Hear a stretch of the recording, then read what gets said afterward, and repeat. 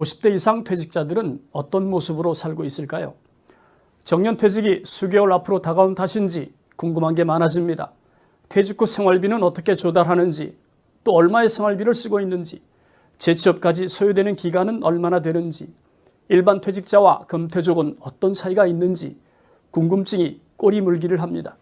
안녕하세요. 은퇴살이 40년 해법 찾기를 고민하는 고갈TV 이종범입니다.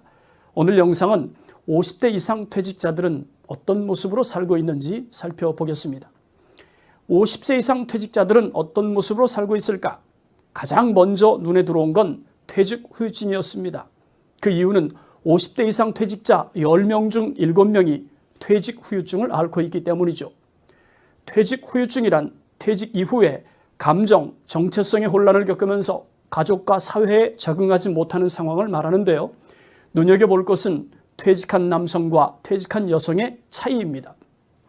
하나금융그룹 백년행복연구센터에 따르면 남성의 퇴직 후유증을 유발하는 가장 큰 이유는 가장의 역할에 대한 압박감을 느끼는 것으로 나타났는데요.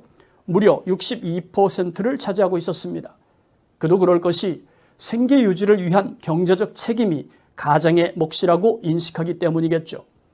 반면에 여성의 퇴직 후유증을 유발하는 요소 중에서 가장 큰 이유는 성취와 지위에 대한 상실감으로 47.4%를 차지하고 있었습니다.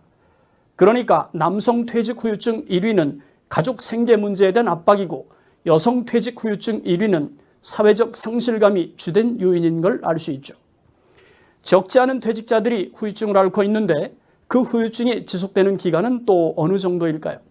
자료에 따르면 후유증을 앓는 기간이 1년 미만인 사람이 61.4%, 3년 이상 지속되는 경우도 19.4%에 이를 만큼 퇴직 이후에 나타나는 후유증이 결코 가볍지 않다는 것을 알 수 있습니다. 세상 일이란 게 시작이 있으면 끝이 있는 것처럼 퇴직 후유증도 그 원인이 있지 않겠습니까? 그것을 알면 후유증을 극복하는 데 도움이 되겠죠.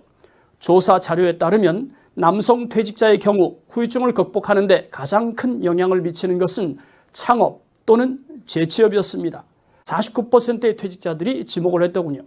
반면에 여성 퇴직자들이 후유증을 벗어나는 방법으로 꼽는 최고의 선택은 47.2%의 여성이 지목한 하고 싶은 여가 활동을 찾는 것이었어요. 이 또한 남성과 여성의 차이가 극명하게 드러납니다. 남성 퇴직자는 이에는 이라는 말처럼 퇴직 후 다시 돈을 버는 것으로 극복하고 여성 퇴직자는 돈보다는 여가 생활이 퇴직 후유증을 극복하는 최고의 열쇠인 것을 알 수 있죠. 50대 이상 퇴직자들은 어떤 모습으로 살고 있을까? 이미 예상하셨겠지만 재취업을 위해 끊임없이 노력한다는 점이죠. 당연한 일이긴 하지만 서글픈 일이기도 합니다. 뒤집어 생각하면 쉬고 싶어도 쉴 수 없는 현실을 대변하는 셈이니까요. 퇴직 후 재취업에 성공한 50대 이상 퇴직자 중에서 1년 이내에 재취업에 성공한 사람은 79.3%였어요. 10명의 퇴직자 중에서 8명 정도는 1년 이내에 재취업이 된다는 것이죠. 하지만 1년 이상 2년 사이에 재취업을 한 경우는 11.3%, 2년에서 3년 정도 걸린 사람이 15.1%, 심지어는 재취업까지 3년 이상 소요된 경우도 4%를 차지하고 있었습니다. 하나금융 백년행복센터에 따르면 재취업까지 걸리는 평균 기간은 11.2개월이었어요. 참고로 일반인들이 많이 이용하는 벼룩시장 조사 자료에 따르면 50대 재취업 소요기간은 13.6개월입니다. 입사 지원서도 1년에 7.3회를 쓴 것으로 나타났죠. 그렇다면 두 기간을 비교한 평균 재취업 소요기간은 약 12.4개월로 대략 1년 중에 52일에 한 번씩 입사 지원서를 제출한 셈이 됩니다. 50대 이상 퇴직자들은 어떤 모습으로 살고 있을까? 아무래도 먹고 사는 문제가 시급하니까 재취업 대신 창업을 선택하는 사람이 적지 않습니다. 문제는 창업 과정이 부실하다는 거죠. 익히 알려진 대로 창업 후 1년 생존율은 63.7%입니다. 정말 안타까운 점은 자영업이 하고 싶어서 창업한 사람이 13.4%에 불과하다는 사실이죠. 문제는 재취업이 안 돼서 부득이 창업을 선택한 사람이 10.1%, 특별한 스킬이 없고 그나마 할 수 있는 것이 자영업이라고 생각해서 창업한 비율도 무려 33%나 되었습니다.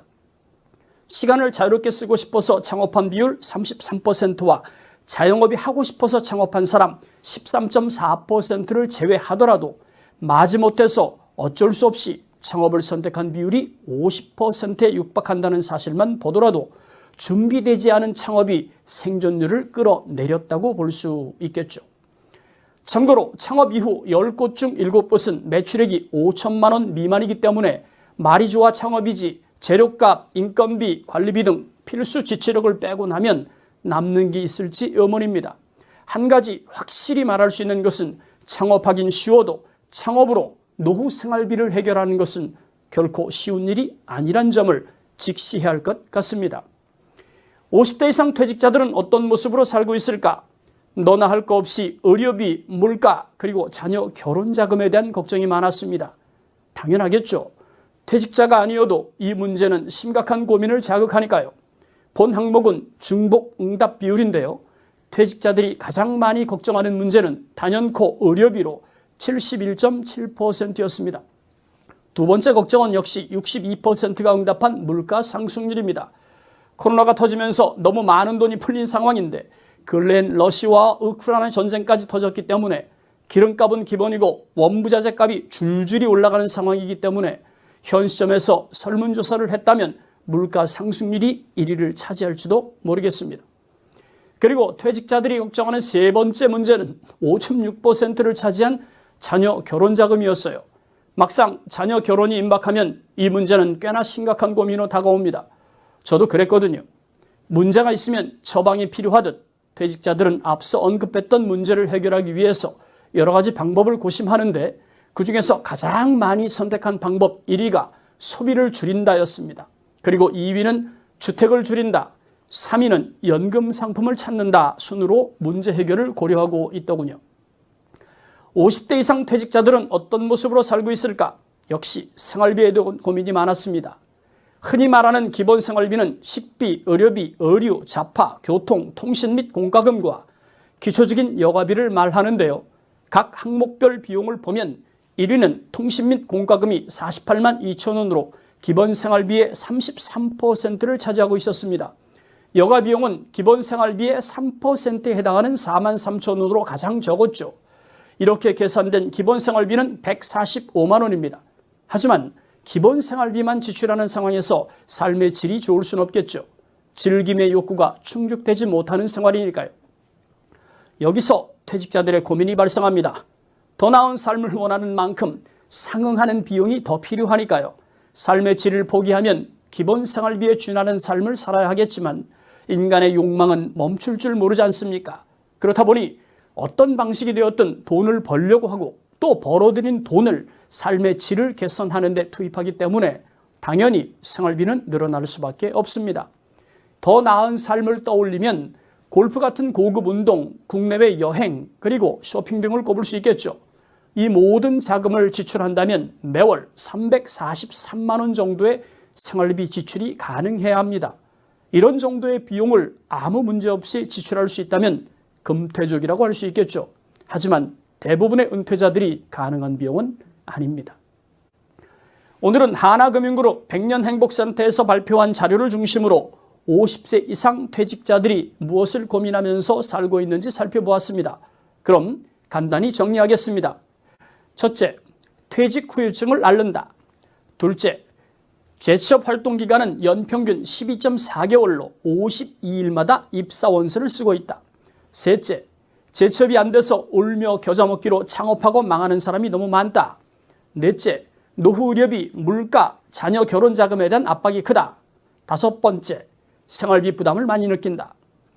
지극히 당연한 고민일 수 있지만 결코 가벼운 문제가 아니란 점을 분명히 하고 싶다는 말씀을 드립니다. 늘 말씀드리는 얘기지만 은퇴 준비는 번갯불에 콩 튀기듯 결과가 만들어지는 일이 아니란 점을 강조하고 싶습니다. 오늘 영상 여기까지입니다. 여러분 행복하십시오.